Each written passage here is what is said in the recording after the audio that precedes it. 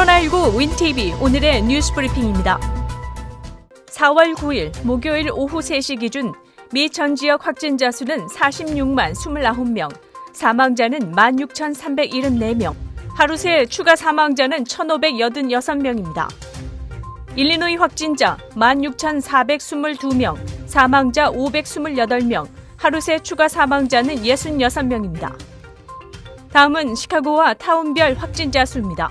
시카고 6,648명, 스코키 181명, 글렌뷰 145명, 데스플레인스 137명, 에반스톤 136명, 파크리지 69명, 샴버그 65명, 놀스브룩 61명, 윌멧 60명, 나이스 56명, 위네카 55명, 팔레타인 52명, 마운트 프로스펙트 50명, 윌링 47명, 알링턴 하이츠 46명, 몰튼그로브 45명, 거니 44명, 스트리무드 39명, 엘크그로브 빌리지 32명, 먼더라인 29명, 허프만 에스테이트 27명, 버넌힐스 24명입니다.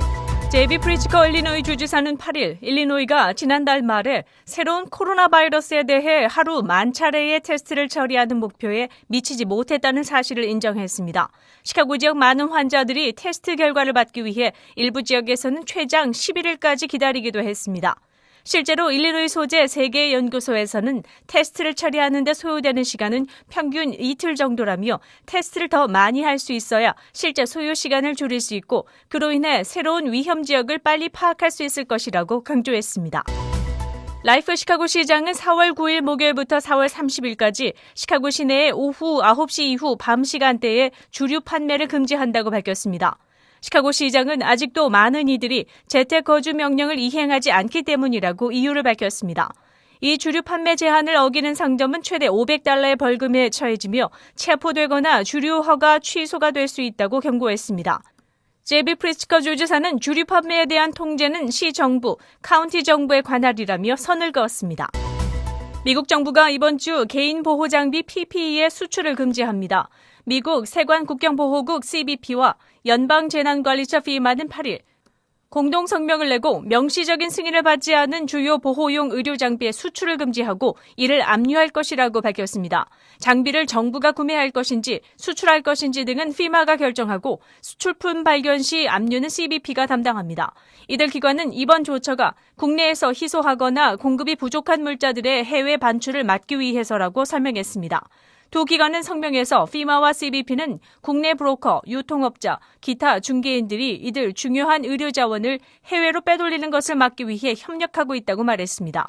이와 관련해 블룸버그는 수출 금지 대상 품목에는 인공호흡기와 N95 마스크, 수술용 마스크, 수술용 장갑 등 5종의 보호 장비가 포함된다고 전했습니다. 이번 조치는 연방관보에 게재되며 10일부터 발효돼 4개월간 시행될 것이라고 블룸버그는 밝혔습니다. 많은 학생들이 코로나 바이러스 기간 동안 학교에 나가지 않고 원격 수업으로 대체돼 수업료 환불을 요구하고 있지만 학교들은 쉽지 않다고 입을 모았습니다. 시카고 대학교의 수백 명의 학생들이 이번 달 수업료를 내지 않겠다고 학교에 요구 중이며 일리노이 대학교에서는 수천 명이 학비 반환을 요구하는 탄원서에 서명했습니다. 학생들은 온라인 수업이 오프라인 수업보다 그 가치가 낮다고 말하며 또 다른 학생들은 대학이 코로나 사태에 재정적으로 고통받는 학생들과 그 가족들을 위해 노력해야 한다고 말했습니다. 그러나 많은 대학들이 이 온라인 수업 전환으로 인해 교수들의 월급은 물론 새로운 온라인 교육 시스템 구축으로 적지 않은 투자가 발생했다고 전했습니다. 오하이오대 경제학자 리차드 웨더 교수는 수업료를 환불해주는 일은 학교로서는 쉽지 않은 일이라면서 학생들이 반발하는 것은 이해하지만 법적으로는 쉽지 않은 일이라 전했습니다.